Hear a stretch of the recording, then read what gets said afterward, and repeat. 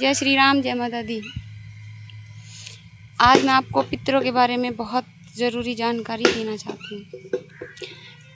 श्राद्ध के समय या पितृपक्ष या जो भी हरियाणा में बोल देते हैं कनागत तो जो भी हो, इस समय में अपने घर में कोई भी ऐसी चीज़ न लेके आए,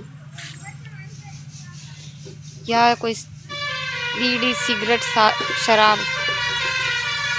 और जो लोग खासकर पितरों के लिए हुक्का भरते हैं ना, सिगरेट रखते हैं, वो लोग ध्यान से सुन लो, इस बात को ध्यान से सुन लो, ठीक है ना। जो भी इंसान अपने पितरों को सिगरेट या हुक्का वगैरह देते हैं, तो उनके घर में कभी भी ये लत किसी ना किसी में रहेगी। खासकर उस बंदे में जो पितरों की सेवा करता होगा। तो अपनी जनरेशन को ख़राब करने से पहले ही 100 बार सोचो। जो आप पितरों को देते हो वही हमको मिलता है। पितर हो चाहे भगवान हो, चाहे कुछ भी हो, जो हम उनको देते हैं ना, उसको ही वो हमें 10 गुना बढ़ा के लौटा देते हैं। अगर हम पितरों को भोग लगाएंगे, उनके नाम से दान करेंगे, धर्म करेंगे, तो उसको पितर तो ऐसे होता है 100 गुना भी दे देते हैं। 10 गुना तो छोड़ो, पितरों में तो इतनी दया होती है, वो तो 100 गुना दे देते हैं, 10 गुना नहीं।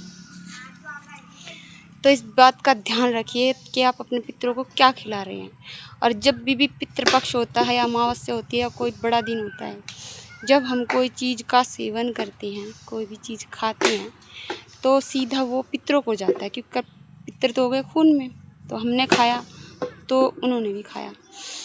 और ये भूल के भी मत सोचिए, कोई भी आत्मा हुई तो वो ऐसे भोग नहीं खा सकती, वो किसी के ना किसी के ज़रिए खाती है, ठीक है ना। तो हमारे पितर हुए तो हमारे शरीर में आके खाएंगे ना। लेकिन क्या होता है, हमको पता नहीं चलता इस चीज़ का कि पितर हमारे शरीर में प्रवेश किए हैं, ठीक है। तो इसलिए सिगरेट, बीड़ी कोई भी भोग ना दे अपने पितरों को खासकर, ठीक है। और उसके साथ दूसरी बात है कि अब जिनको भूख लगती है ना, जो एक बार में खाना नहीं खा पाता, 2 बार में खाता है, ये उनके लिए है। जिनको जो आधी रात को भी उठ के बोल देते हैं मुझे भूख लगी है, ये उनके लिए है। आप लोगों को इस पितृपक्ष में बेलपत्र के पेड़ में, बेलपत्र का पेड़ होना चाहिए, बेलपत्र के पेड़ में थोड़ा सा पानी, थोड़ा सा कच्चा दूध डाल दे और बोल दे, हे महादेव, हे भोले बाबा, ये दूध का दान मैं अपने पितरों के लिए कर रहा हूँ। अगर आप ये करेंगे ना, तो कभी भी आपको भूख ऐसे बार बार भूख नहीं लगेगी।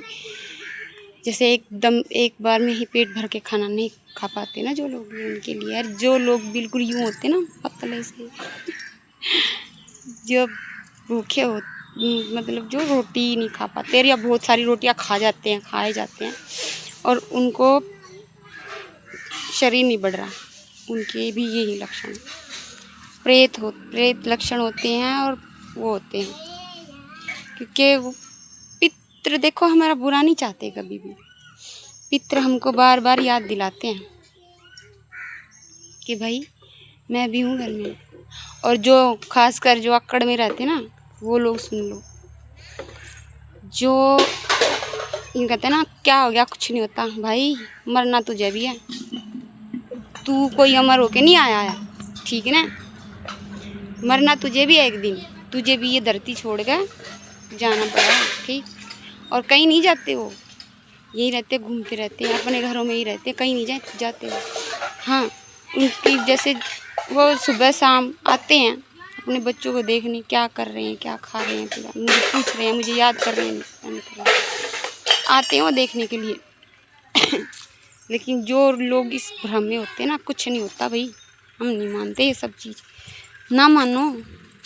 आज तुम्हारी ज़िंदगी शुरुआत, जो यूँ बोलते हैं ना हम नहीं मानते इन सब चीज़ों को, उन्होंने अपनी ज़िंदगी तो ख़राब कर ही ली है, लेकिन उनको ये शर्म नहीं आती कि उन्होंने अपने बच्चों की भी ज़िंदगी ख़राब कर ली है। क्योंकि ये हमारी पीढ़ी दर पीढ़ी चलता रहता है, ठीक है ना, पीढ़ी दर पीढ़ी चलता रहता है। ऐसे ही हम भगवान को नहीं मानते, ये नहीं मानते, वो नहीं मानते, मत मानो भाई। जब कटोरा हाथ में आ जाएगा ना, तेरा बाप भी मानेगा, ठीक है ना। तो इसलिए अपने पितरों की सेवा करो। और बहुत सारे लोगों की ये शिकायत रहती है, अमीर लोग तो कुछ नहीं करते। तुमने देखा उनके घर में जाके? देखा है क्या तुमने? वो तुमसे बहुत समझदार लोग होते हैं, वो सब करते हैं, और इस जन्म में भी करते हैं और पिछले जन्म में बहुत कर्म कमा के आते हैं, जब जाके। अब कोई कोई को पूरी ज़िंदगी लग जाती है, और कोई कोई पैदा ही अमीर घर में होता है, क्योंकि उन्होंने पिछले जन्म में अपने कर्म काट चुके हैं, वो उसकी मेहनत उन्होंने कमाई है। तो इसलिए फ्रेंड्स, ये अपनी बातें छोड़ दीजिए कि कुछ नहीं होता, कुछ सब होता है, कुछ भी नहीं कर पाते। 16 दिन होते हैं श्राद्ध के, तो लास्ट अमावस्या वाले दिन अपना जैसा भी हो वो निकाल दो, और शाम के वक्त नदी के किनारे पीपल के पेड़ में दिया ज़रूर जला के आए, क्योंकि वहाँ दिया जला के आओगे ना, तो आप सोच भी नहीं सकते आपको कितना फ़ायदा होने वाला है। मैं बोल नहीं सकती कितना फ़ायदा होगा अगर आप ये काम करोगे तो।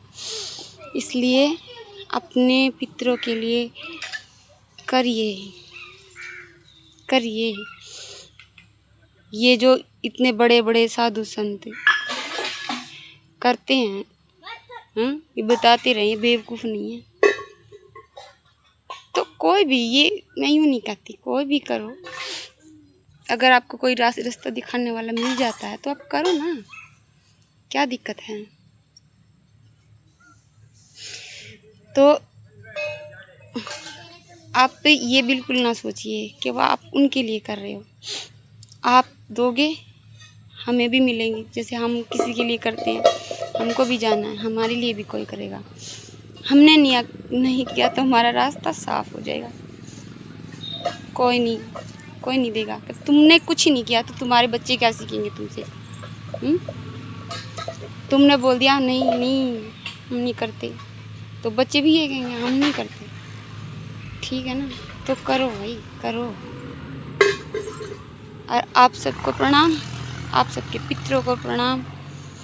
जय श्री राम, जय माता दी।